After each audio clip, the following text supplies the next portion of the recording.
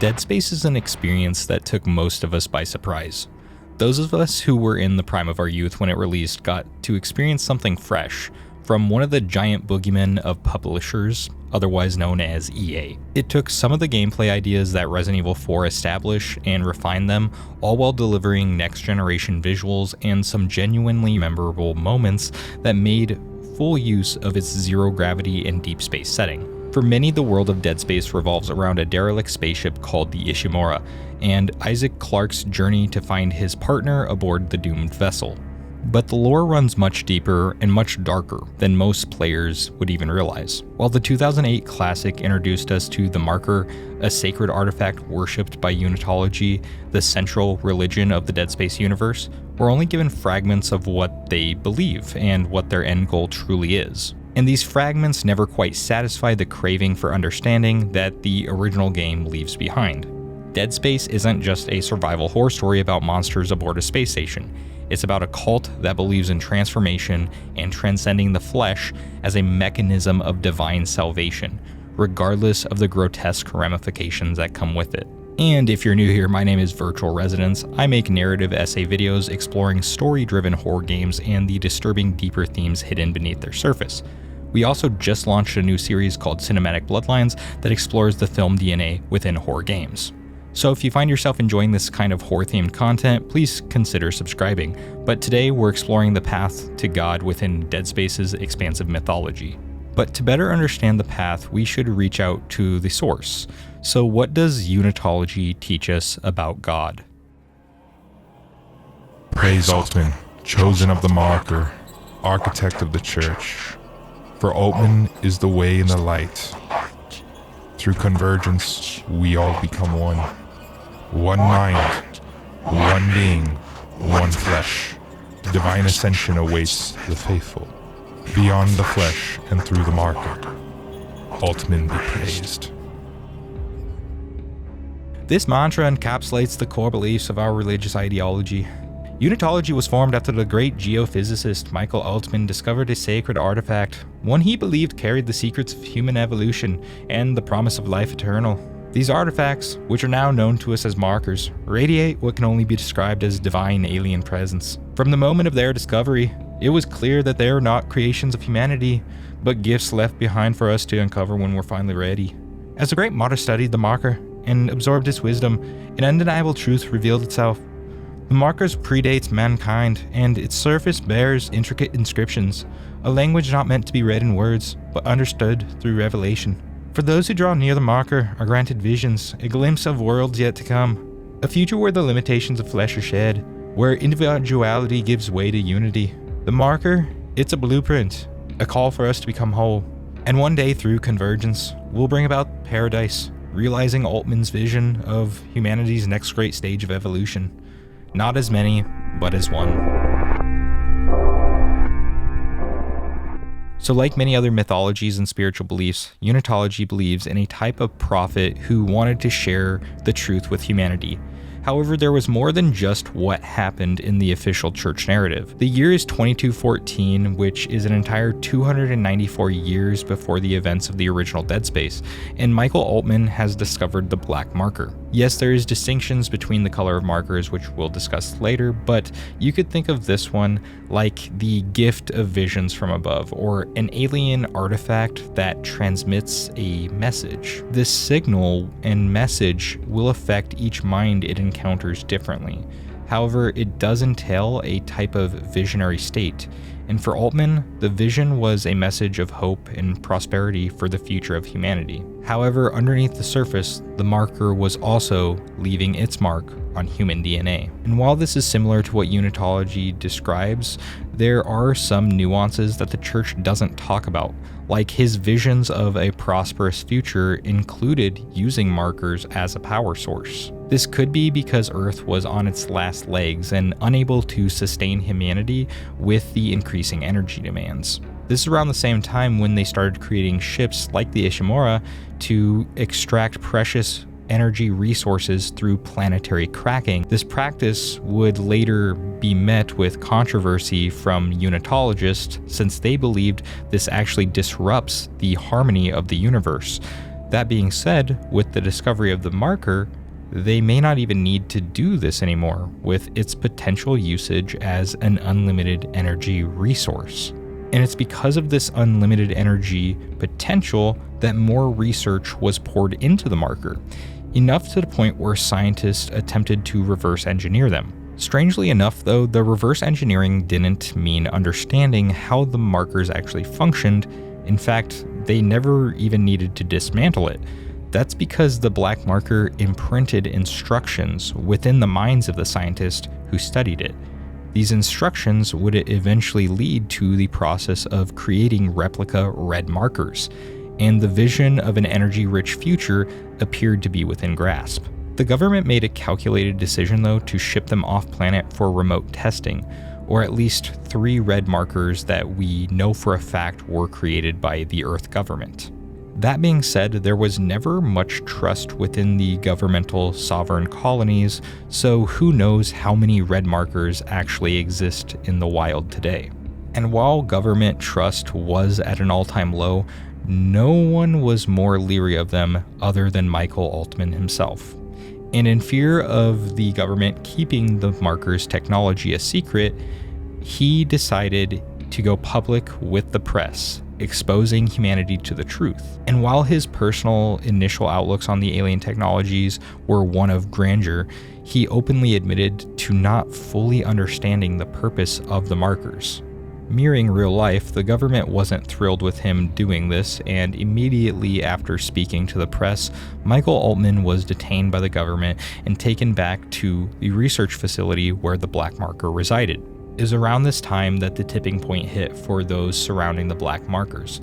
You see, while some of the visions that Altman have initially seemed benign, eventually those who were around the markers start experiencing paranoid delusions. All while in the background, the power emitted from the marker is affecting and effectively mutating their DNA. Eventually, the mental delusions would lead some of these people to willingly leave the mortal coil, and the DNA alterations caused by the marker began to activate their necrotic flesh, awakening what would become known as a necromorph. Altman witnessed firsthand the corruption of the flesh and Necromorph's transformation, and became aware of how truly dangerous and manipulative the markers could be. During this outbreak, he would eventually escape and help sink the black marker to the bottom of the ocean, after essentially sealing its ability to transmit the infectious signal. The damage caused by the marker couldn't be reversed though, and having already spread its mental infection to his colleagues, they could not allow Michael to live, or they would risk him exposing the truth about the dangerous nature of this alien artifact to the world. And this is where the religious manipulation and governmental cover-ups start in full swing, since the government still wanted to attempt to harness the power of the markers despite the danger. Publicly, however, they acted as if the markers were no longer around. While simultaneously on the flip side, Altman's murderers, Stephen and Markov, fabricate a story about the government assassinating him after revealing the potential the markers have and giving hope to humanity. While this was an inherently evil thing for them to do, it was simultaneously brilliant since it demonstrated they knew the key to creating a religious uprising and making people have faith.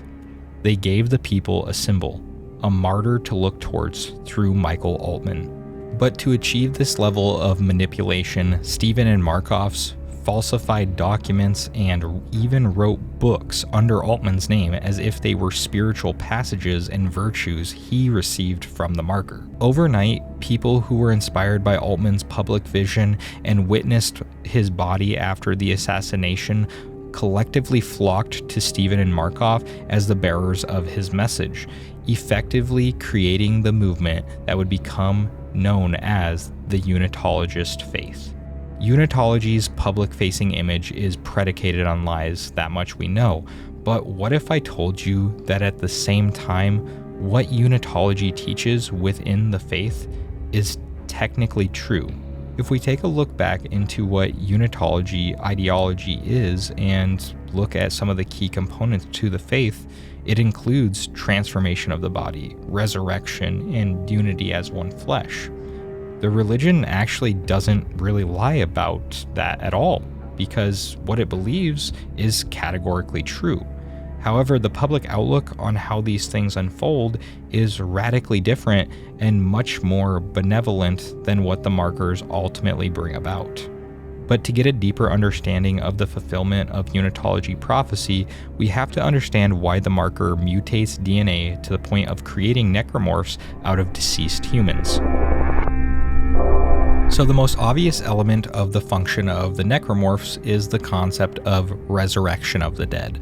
Regardless of the resulting dangerous entity that is created, it does fulfill the religious ideology that the dead will awaken again. The question it leaves us with is, why would a seemingly beautiful concept of life after death be perverted into essentially a virus that seeks to awaken more humans by killing them and allowing their necrotic flesh to transform into more creatures, thus spreading this infection further abroad? Well, this is where another religious concept not found within Unitology but real-world religion comes into play. There is always a certain level of individual sacrifice for specifically religion, not necessarily spiritual belief or genuine faith, but the clerical idea of faith or denominations is for people to assimilate under one banner, one mind. Now, in traditional faith, this obviously doesn't mean literally being identical to those around you. However, it does mean that you all share core common beliefs and moral ideology. If you as an individual disagree or have a difference of opinion that is contrary to the organizational structure of the faith, usually you will either subdue the belief or attempt to overlook it in an effort to maintain unity and the wholeness of that group identity. While I don't want to reduce genuine faith, belief, or even true religion, in general, groups of people can inherently produce a hive mind mentality. The reality is the necromorphs are the ultimate fulfillment of not only resurrection, but the beginning of a hive mind collective. This hive mind will convert more people to the religion, however, not through persuasion, but forced assimilation into one mind. So while real-world religious parallels exist, and through necromorphs we start to fulfill the prophecies of Unitology, the question is still, to what end? Much like the concept of attaining power from God through worship, a necromorph receives its life from the source signal. The further a believer is from God, the weaker they are spiritually. And the further the necromorph is from the marker, the weaker and eventual death of necromorph DNA will occur. So as the black marker or the source signal teaches people how to make red markers and more are created around a planet, it strengthens the necromorph's reach as they are always connected to the source and thus connected to the hive mind. But between the marker's twisting of the human mind, the manipulation of their DNA, and eventual necromorph outbreaks, it mirrors the concept of a totalitarian religious ideology rising up, enslaving a planet before anyone even realizes what's truly happening. The question still remains though, to what end? What is the goal of this totalitarian hive mind entity? Well, the faith promises a convergence, or a resurrection and union of mind, being, and flesh. So what is the result of a marker successfully resurrecting an entire planet into dead flesh? While resurrection is likely the dwelling point for the majority of mainstream Unitologists, it was never taught as the end goal of the faith. Like nearly all religions, Unitology promises something beyond life and death. This includes an end times-like event that brings meaning, justice, and salvation to the faithful. Within Unitology, this moment is known as Convergence. Convergence is a final call to be made whole. It is the point where the mantras of becoming one flesh abandon symbolic meaning entirely, and true unity actually becomes literal. resurrection is no longer serving an individual, but rather an entire collective of humanity. This would be akin to the rapture, the final harvest of souls in the end times, where what was once scattered is now drawn inward to the harvester, and many separate individuals become one. And it's in this moment that Unitology reaches its final revelation. What is gathered is no longer meant to persist as it's currently formed. The consolidation of the Necromorph flesh is not an act of unity for its own sake or a divine merging of souls in the afterlife. This is where Unitology becomes dangerously accurate. The faith does not promise or promote the worship of a god. It actually leads to the creation of a Lovecraftian one.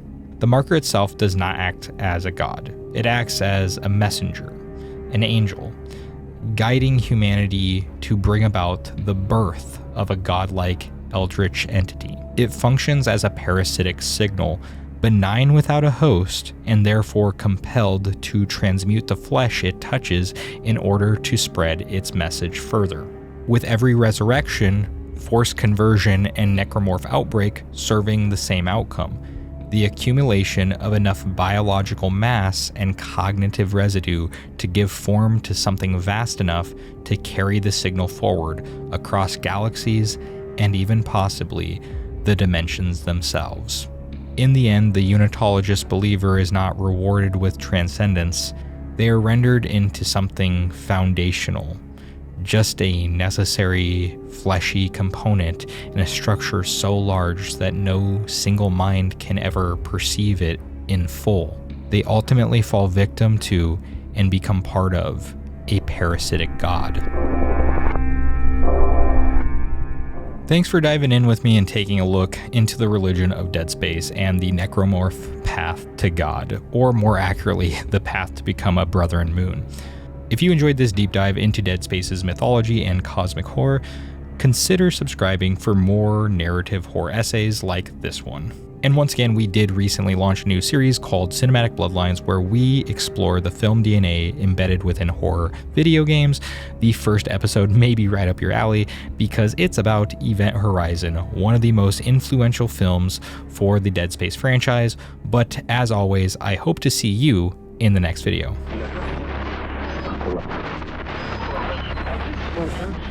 It won't stop calling. It won't stop calling my name. It won't stop calling my name. We were deceived by the truth. We were deceived by the truth. The conversion is happening. You have to destroy the markers. You have to destroy the markers. Please